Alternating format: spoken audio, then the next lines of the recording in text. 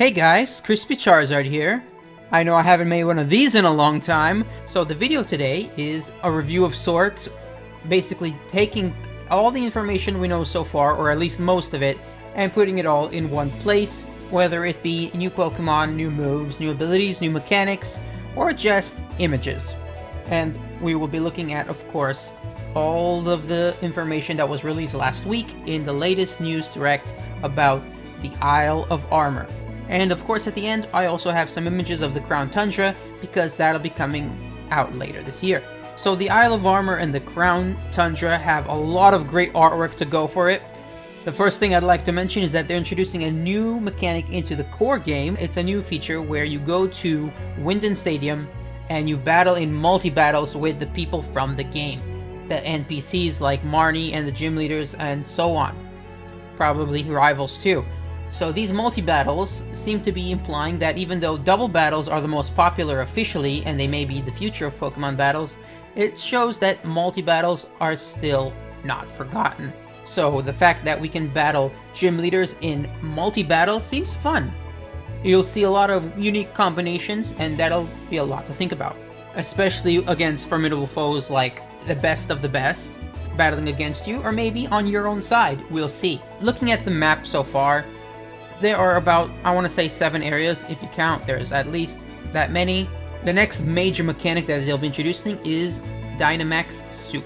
Or specifically Gigantamax Soup, I should say. You make a soup that is only for Pokemon that the species can Gigantamax, but your individual might not. So whether it be your Blastoise, your Venusaur, your Inteleon, your Rillaboom, or your Cinderace, Melmetal eventually, this soup is what is apparently told to us will be able to turn your Pokemon into a Gigantamax Pokemon. I don't know how difficult it will be, I don't know how available it will be. We will see exactly the specifics of how it works and the requirements for using this soup. It is possible that it'll be common, but it is more likely, at least in my opinion, that it will be difficult to obtain because Gigantamax Pokemon are meant to be rare. Next, there's a surprising item that I don't think anyone would have predicted. This robot, which is based on Cramorant in its design, can combine items into new items. I don't know how it works, I don't know what items are available, I don't know what items can be made, but up to 4 can be combined at one time, and everyone is talking about how this will most likely incorporate the apricorns that we've known for a while that will be introduced with the DLC. Apricorns are only useful to make apricorn balls, which technically are already in the game, but they're super rare. You can only get them very rarely from events and other in-game places, like the ball guy. So the fact that you can make apricorn balls with combining items seems to be what people are expecting. Now we get to the Pokemon. We already know about Zarude for a while now, but I will go over it briefly. It is a Grass Dark type, the Rogue Monkey Pokemon. It has the ability Leaf Guard, and the new move Jungle Healing. It is a Grass type status move, which wraps vines around trees to absorb their energy, healing the Pokemon and its allies. It's basically a Grass type version of Life Deal. Of course, Jungle Healing has been shown in screenshots, and it does look like an impressive animation. Next we have Cala Rex, which may be a mythical Pokemon. It is a Grass Psychic type, and it is the King Pokemon with the ability Unnerve. Next we have the main Pokemon of this DLC, and that is the new starter Legendary Cub Foo. I call it a starter legendary because it'll be given to you just like a starter, but it's technically a legendary. And it has the unique property of being able to evolve, which has been very rare for legendaries, and it's only been a thing since Gen 7. Cub Foo and its evolutions are both called the Wushu Pokemon. Cub Foo is a pure fighting type, and its ability is Inner Focus.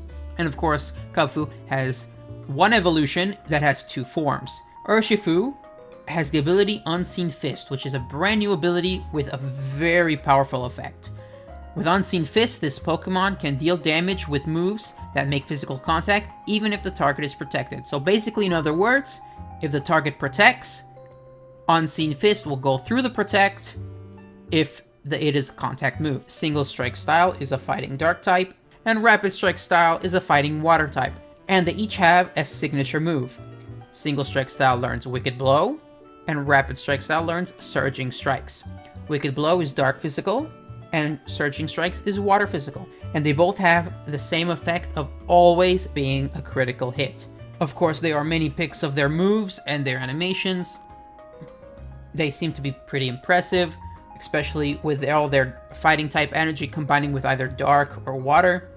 And it seems that they are pretty much the embodiment of martial arts, and I can't wait to try to use one of them. Of course, each of the forms have their own unique Gmax forms. Gigantamax, Urshifu have unique Gmax moves, with Single Strike using Gmax One Blow and Rapid Strike using Gmax Rapid Flow. They're basically the same as their base moves, with One Blow being Dark and Rapid Flow being Water. And just like its base ability, these moves also hit through Protect and Detect, suggesting that if they retain their ability, that means the original ability is only partial damage through Protect or Detect for contact moves, while One Blow and Rapid Flow possibly go completely around Protect or Detect. We'll have to see the details. Again, I apologize if the information I have is not complete, because we cannot be sure as of this moment that we have 100% of the info. In fact, I'm pretty sure that we're missing some information. The animations will be even more impressive when we finally get to see some more of them outside of trailers. The images so far pretty much show that there's a lot of energy involved, fighting dark or fighting water, whichever one you choose, Single Strike, Rapid Strike, dark or water, it will be pretty strong and pretty impressive. Like the fact that alone that it goes through Protect, even if we don't know how powerful these moves are, the base power, it will be impressive. We have also new Gigantamax and new Gmax moves. We already knew about Venusaur. It will get Gmax Vine Lash, which damages non-grass type opponents with vines for 4 turns. That sounds like turn-ly damage, probably similar to Whirlpool or Fire Spin. I don't know if it traps, probably not, or else they would have said it, but it does do turn-ly damage for 4 turns, but only if they're not a grass type. Apparently grass types are immune to the Vine Lash's extra effect, and its vines are huge as well. Next, Gmax Cannonade, the signature move of Gigantamax Blastoise, an impressive Pokemon to be sure. Gmax Cannonade has the ability to trap non-water type opponents for 4 turns. These moves will have a lot of use competitively if you use them right. I can't tell at the moment, but the move is pretty impressive, and so are the Pokemon using them. We already got introduced to Slowpoke. It is a pure Psychic type, having lost its water typing after eating a lot of Galarica seeds.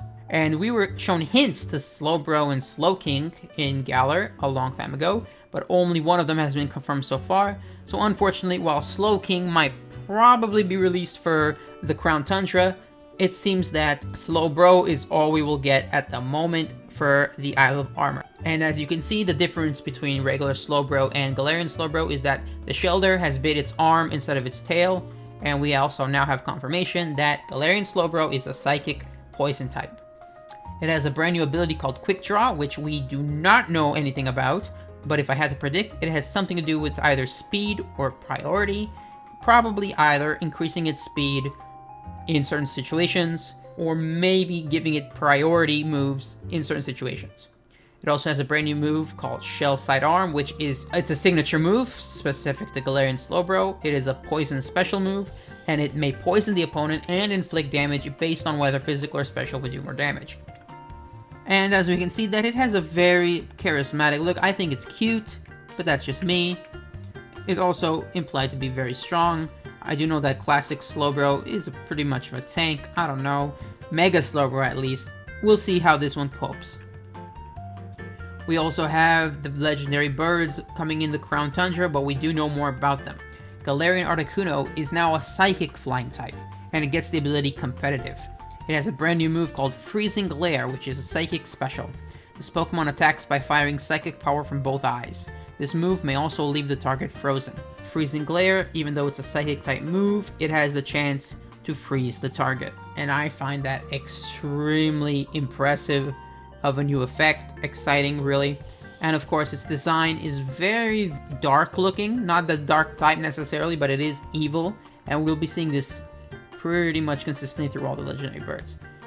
Its new Galarian form seems very cold for a non-ice type. And of course its signature move, just being a laser vision, I think it's cool. It's a bit odd, but it's cool. No pun intended, since it's no longer an ice type like I mentioned. It's just kind of silly if you keep looking at it. Next we have Galarian Zapdos, a fighting flying type, with the ability Defiant. It's a brand new move, Thunder's Kick, fighting physical. Pokemon overwhelms the target with lightning-like movement before delivering a kick. This also lowers the target's defense stat. So just like Articuno before it, it seems to be a darker version of Zapdos. Its personality has changed to be colder, darker, I want to say more fierce. And now that it's a fighting flying type, technically it's still able to fly, but very poorly, and it prefers to run based on its artwork. And its Thunderous Kick move is also impressive with a guaranteed defense lowering.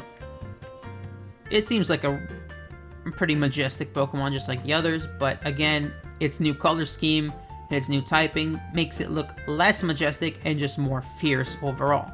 However, they still have a pretty impressive look to them. Everyone says their designs are good, and I agree. Finally, we have Galarian Moltres, and it is the confirmation that all three of these have gone over a dark turn in their personalities for some reason. Because it is a dark flying type, and it gets the ability Berserk. And its brand new move is called Fiery Wrath, a dark special move. The Pokemon transforms its Wrath into a fire-like aura to attack. It may also make opposing Pokemon flinch. So this definitely confirms that possibly the climate, the cold, barren climate of the Crown Tundra, has been responsible for this transformation into this regional variant. These three birds have all changed typings and personalities to be colder, darker, more violent, which is why they turn into psychic, fighting, and dark types, respectively, even though they still have some aspects of their original typings in their descriptions. Obviously, their designs are very beautiful, with Moltres being pretty frightening to look at. It is basically the new Yveltal, and it is the best of the three when it comes to typing and possibly other aspects as well. And finally, we get to the Reggies, probably some of my favorite new Pokemon. First, we have Reggie Leckie, a very bad name in many people's opinion because there are much better names available. Pure Electric type, and the Electron Pokemon. It has a brand new ability Transistor, which we know nothing about, and a brand new move called Thunder Cage, which is electric special and does damage and traps the opponent for 4 to 5 turns. Probably very useful in competitive scenes. The fact that its description says that its electric type moves are said to pack the greatest power of any used by electric type Pokemon seems to suggest that this will be one of the strongest electric type Pokemon of all. I think its ability of Transistor has something to do with that. If I had to predict what Transistor will be doing, it probably boosts all electric type attacks. One way or another, it will make its moves very powerful. And of course, we have many images of it. I pretty much love its design. It is pretty unique. I bet it'll be strong as well. It is a legendary Pokemon after all, and I can't wait to use it. This is also an image of its move where it traps an opponent. Next, we have Regidrago, which should have been Regidraco with a C in many people's opinions. It is a pure Dragon type and the Dragon Orb Pokemon. It has a new ability called Dragon's Maw, which we don't know anything about, but for similar reasons to Reggie Leckie, it probably does a similar effect as Reggie Leckie, where it boosts Dragon type moves, but that's just my prediction. It also has a brand new move called Dragon Energy, a Dragon special move, which, based on the user's HP, changes in power. So basically, it's like Water Spout or Eruption, which is a very powerful Dragon type move. I love the lore behind this. I follow lore a lot, so this seems to be very impressive. And of course, its moves seem to be impressive. The way it turns into a dragon head is impressive. It's actually pretty cool, the way it turns into a dragon head. And overall, it's a nice design. I think I prefer Reggie Leckie, but this is a close second when it comes to Reggies. It's just way more creative than the original Golems. And of course, we already knew about these three Gmax Pokemon, but now we also know a little bit more about their Gmax moves, although I'm just reviewing it because I'm pretty sure we already knew these at some point. We have Rillaboom's Gmax Drum Solo, Cinderace's Gmax Fireball, and Inteleon's Gmax Hydro Snipe. Their Gmax forms use these moves, and they all have the same ability where it ignores the effects of opponents' abilities. So, for example, Gmax Fireball will not be cancelled out by Flash Fire, Gmax Drum Solo will not be cancelled out by Sap Sipper, Gmax Hydro Snipe will not be cancelled out by Water Absorb and all the other moves that do the same thing, And of course, they'll ignore other abilities too. There's too many to list at the moment. Maybe we'll discuss that in a future time. Also, there's some new moves, and they're not the only ones. There are some others that will still be revealed as move tutor moves. But these are the only ones we know of at the time that I haven't already discussed. We have a fire-type move called Burning Jealousy, which creates a pool that damages all opposing Pokemon. This sounds almost similar to Charizard's Gmax move, except this is a regular move, not a Gmax move. Maybe it's similar to Fire Spin, except instead of trapping them, it just does damage to all opposing Pokemon. We also have a grass-type move called Grassy Glide, which lets the user hit first if grassy terrain is in effect. So, if grassy terrain is up, this move will go first, which is good to know. And we have an image of what must be Burning Jealousy, based on the context. It looks like Chandelure can learn it. And we also have a move, it must be Grassy Glide, and Rillaboom can use it. We also have some images of the Crown Tundra before we finish this video today. There seems to be a giant tree in the Crown Tundra at the top of the mountain, and another giant tree at the bottom, which seems to be looking like a frosted fruit. I hear there's a lot of mythological inspirations behind these two trees, but I'm not an expert on all that, so if you're interested in that kind of stuff, you should go look it up. And I probably will at some point too, because I love the lore inspirations behind Pokemon. They're usually a lot more deeper than you think, especially in a region like Galar. There's also that church, which is basically where the tree at the top of the mountain is growing. This is the Crown Tundra, of course. We won't be seeing this next week, but we will see it later this year. And the church reminds me again of Sinnoh architecture, and there's a lot of Sinnoh references that must be made in this DLC if they're going to make Sinnoh remakes next year. But that's just speculation. But of course, if that speculation turns out to be wrong, I'll be sorely disappointed. And of course, we have the image that we've had for a while now of the temple that Reggie Leckie and Reggie Draco share, which is very unique because the other three Reggies always seem to have their own unique temples. And of course, there are some new things to be discovered. In the Crown Tundra, there'll be puzzles and events and stuff like that where you can choose which path you're going to take in order to get to the raids. I don't know the details. We will see when the Crown Tundra comes out later this year. But it seems that there's going to be Pokemon like probably Tauros and other Pokemon hiding in the fog, and you will not be 100% sure which path you'll choose. And finally, the legendary dens that'll be introduced with the Crown Tundra is probably the thing that lots of people are looking forward to.